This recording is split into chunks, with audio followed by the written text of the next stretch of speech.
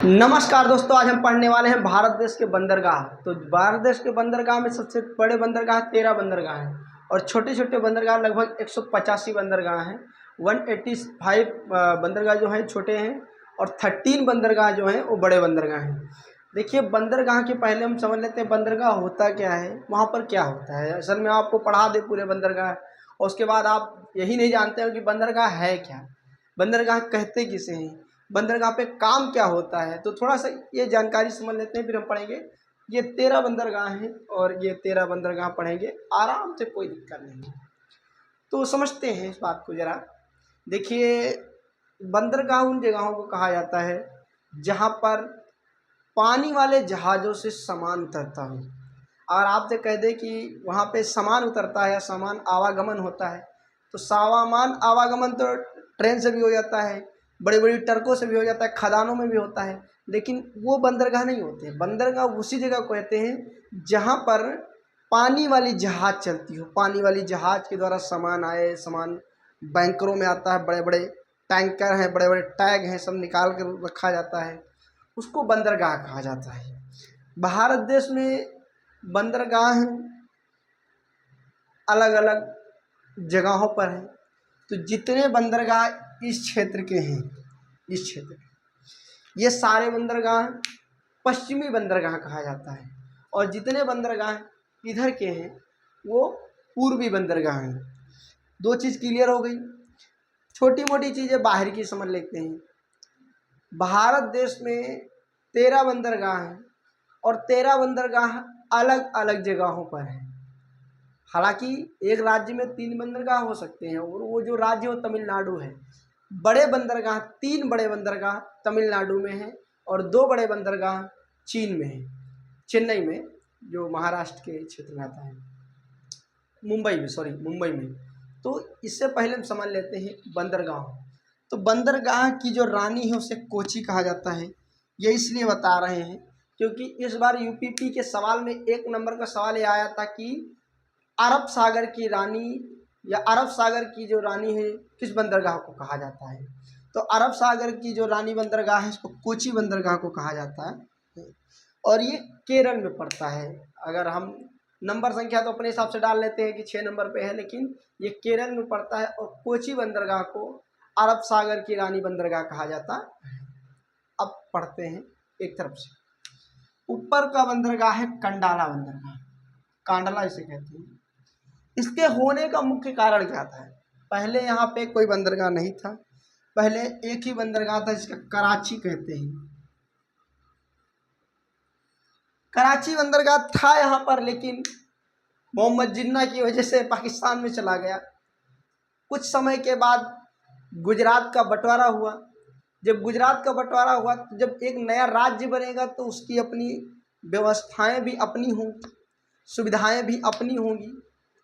तो अब कांडला बंदरगाह का नाम पूरा पड़ गया दीनदयाल बंदरगाह। 1 नंबर का सवाल आता है कि किस बंदरगाह को दीनदयाल बंदरगाह कहा जाता है। तो हम पढ़ लेते हैं कि दीनदयाल बंदरगाह कांडला बंदरगाह को कहते हैं, जो गुजरात में पड़ता है। ये छोटे छोटे बेसिक से सवाल आते जरूर हैं। 1 नंबर का सवाल टेट, पेट, सुपर टेट या यूपी ट्रिपल सी, जीआरएफ तक में ऐसे सवाल आ जाते हैं। तो आप एक बार अच्छे से पढ़िएगा। तो जो दीनदयाल बंदरगाह है, इस बंदरगाह का जो पुराना नाम कांडला बंदरगाह है। इस बंदरगाह को एक चीज़ से और जाना जाता है कि कौन सा बंदरगाह है, कौन सा बंदरगाह है जो व्यस्त है, रहता है सबसे ज़्यादा।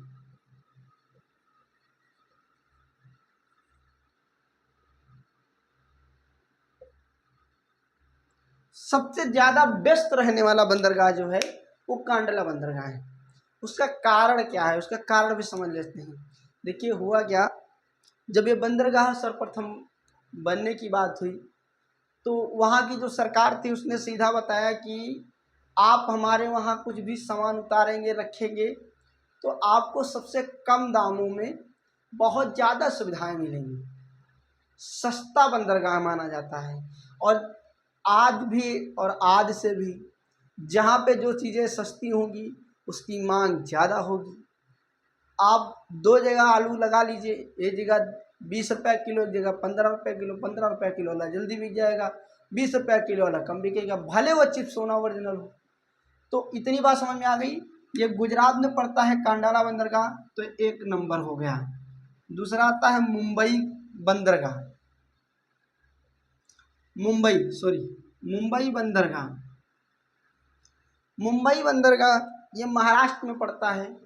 मुंबई बंदरगाह के बाद एक आता है जिसका नाम है नहवा सेवा। नहवा सेवा, आधा ना पूरा हा, नहा व सेवा। नहवा सेवा बंदरगाह ये महाराष्ट्र में ही पड़ता है। और ये 2 बंदरगाह हैं जो महाराष्ट्र में पड़ते हैं। तो पहला है मुंबई बंदरगाह, दूसरा नहवा सेवा। मुंबई बंदरगाह का पूरा नाम जवाहरलाल नेहरू भी पड़ता है, JNPT इस नाम से भी आ जाता है, JNPT। JNPT किस बंदरगाह को कहा जाता है? तो मुंबई बंदरगाह को कहा जाता है। ये एक ऐसा बंदरगाह है जो नए होने के साथ साथ बहुत अच्छी सुविधाएं देता है। तो पहला वाला व्यस्त बहुत रहता है और ये वाला बहुत बड़ा बंदरगाह है। तो सबसे बड़ा बंदरगाह कौन सा है? JNPT, जवाहरलाल नेहरू बंदरगाह। अब आ जाता है मुरमा गांव। इसको मुर्म गांव कहते हैं, पूरा नाम मुरमा गांव है, मुर्म गांव कहते हैं। मुर्म गांव बंदर ये गोवा में पड़ता है। गोवा में एक ही बंदरगाह है जो मुर्म गांव बंदर है। तो आप कितने पढ़ चुके हैं? पहला कांडला बंदरगाह, दूसरा मुंबई, तीसरा नैनवा सेवा और फिर मुर्मा गांव। फिर एक होता है न्यू मैंगलोर नाम है, ये कर्नाटक में पड़ता है। न्यू मैंगलोर बंदरगाह कर्नाटक में। और ये 6 नंबर वाला कई सवालों में आ चुका है कि अरब सागर की कोची या अरब सागर की रानी बंदरगाह किसे कहा जाता है? तो कोची बंदरगाह को कहा जाता है। बहुत छोटा है, बहुत बड़ा नहीं है, लेकिन हाँ इससे इंटरनेशनल मतलब अंतर्राष्ट्रीय सीमाओं तक सामान पहुंचाया जाता है इस बंदरगाह पर। एक 7 नंबर तमिलनाडु में पड़ता है जिसका नाम तूतीकोरिन है। तूतीकोरिन नाम के बंदरगाह से जो तमिलनाडु में पड़ता है। यहाँ पे सबसे ज़्यादा प्रसिद्ध है चेन्नई बंदरगाह। मुंबई और चेन्नई, तो चेन्नई बंदरगाह में सबसे ज़्यादा प्रसिद्ध है। यहाँ पे एक एन्नोर नाम का बंदरगाह पड़ता है। ये तीनों बंदरगाह तमिलनाडु में पड़ता है। तो हमारा सवाल आ जाता है कि 3 बड़े बंदरगाह किस राज्य में पड़ते हैं? और यही एक सवाल ज़्यादातर आता है, तो वो तमिलनाडु में है। फिर एक बंदरगाह है जिसका नाम है विशाखापट्टनम। कौन सा? विशाखापट्टनम बंदरगाह आंध्र प्रदेश में पड़ता है, आंध्र प्रदेश में। उसके बाद एक का नाम है पारादीप बंदरगाह उड़ीसा में है। और 12 नंबर बंदरगाह जो है वो कोलकाता बंदरगाह के नाम से जाना जाता है, जो पश्चिम बंगाल में पड़ता है। तो ये हमारे हो गए 12 बंदरगाह। तो हमने कहा था सर 13 बंदरगाह हैं, तो एक बंदरगाह कहाँ गया? एक बंदरगाह अंडमान निकोबार में है, जिसको पोर्ट ब्लेयर नाम से जाना जाता है। तो ये 13 बंदरगाह हैं, इनको एक बार आप पढ़ लीजिए। 1 नंबर का सवाल आपका फंसता है। अगर बंदरगाह से अगर कोई पूछेगा तो इन्हीं 13 बंदरगाहों के अंतर्गत पूछेगा, जिसमें 185 बंदरगाह छोटे बंदरगाह हैं और 13 बड़े बंदरगाह हैं। तो आप बताइएगा आपको ये जानकारी कैसी लगी? धन्यवाद। जय हिंद, जय भारत।